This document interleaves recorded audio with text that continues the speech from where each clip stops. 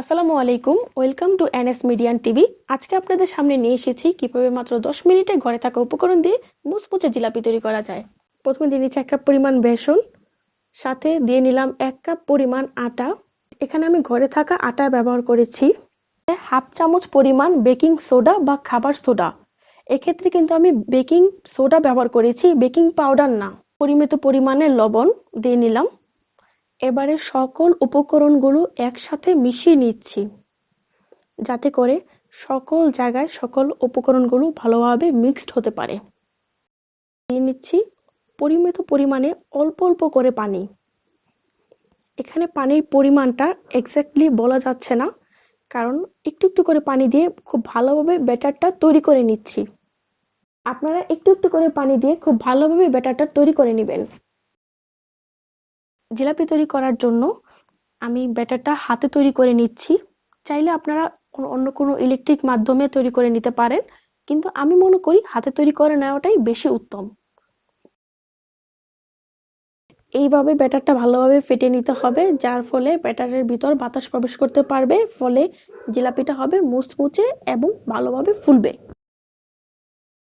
এখন দিয়ে নিচ্ছি জর্দা রং। আপনারা চাইলে এটা স্কিপ করতে পারেন, তবে জিলাপির কালারটা সুন্দর হওয়ার জন্য আমি এই জর্দা রংটা ব্যবহার করলাম। আপনারা চাইলে ফুড কালার ব্যবহার করতে পারেন। জর্দা রং দেওয়ার পর ব্যাটারটা আরেকবার ভালো করে ফেটে নিচ্ছি, যেন রংটা ব্যাটারের সাথে মিশে যেতে পারে। আপনারাও এইভাবে ব্যাটারটা ফেটে নেবেন, যতক্ষণ পর্যন্ত মনে হচ্ছে পারফেক্ট হয়েছে ততক্ষণ পর্যন্ত এভাবে করেই ফেটে নেবেন। ব্যাটারটা পারফেক্টলি হয়েছে কিনা সেজন্য আমি উপর থেকে দেখিয়ে দিচ্ছি। দেখেন ব্যাটারটা একসাথে একতারে পড়ছে। ব্যাটারটার ঘনত্ব ঠিক হয়েছে কিনা তা দেখার জন্য আমি পানির মধ্যে 1 ফোঁটা দিয়ে নিলাম। পানির সাহায্যে দেখে নিলাম যে হ্যাঁ, উপরে ভেসে আছে, তার মানে এটা পারফেক্ট হয়েছে। এবার আমি একটা সাধারণ বোতলে ফানেলের সাহায্যে ব্যাটারটা নিয়ে নিচ্ছি।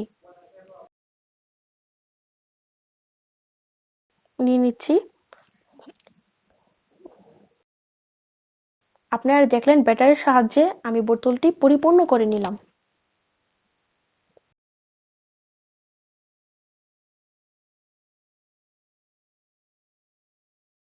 এখন আমরা চিনি শিরা তৈরি করব।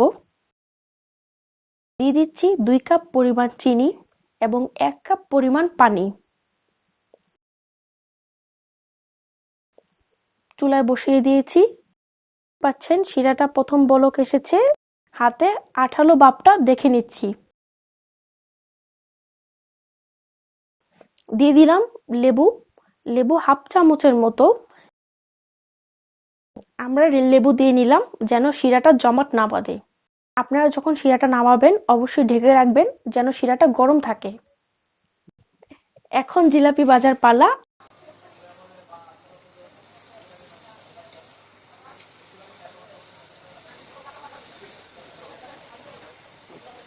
আমি যেহেতু রেগুলার জিলাপি ভাজি না, আমার জিলাপির শেপটাও তেমন ভালো হয়নি। আপনারা আপনাদের মতো করে ভালো করার চেষ্টা করবেন। জিলাপিগুলো বাদামি বাদামি করে ভেজে নিচ্ছি। আপনারা দেখছেন যে আমি জিলাপিগুলো ভালোভাবে ভাজার চেষ্টা করছি। জিলাপিগুলো যখন বাদামি রঙের হয়ে আসবে তখন চুলা থেকে নামিয়ে শিরার মধ্যে দিব। জিলাপির এক পার্ট 15 সেকেন্ডের মতো শিরার মধ্যে ডুবিয়ে রাখবেন। বাকি 15 সেকেন্ডে জিলাপির অপর ভাগ শিরায় ভেজে নেবেন।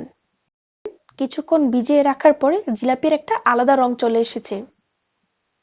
শিরা থেকে নামিয়ে জিলাপিগুলো সুন্দরভাবে পরিবেশন করুন।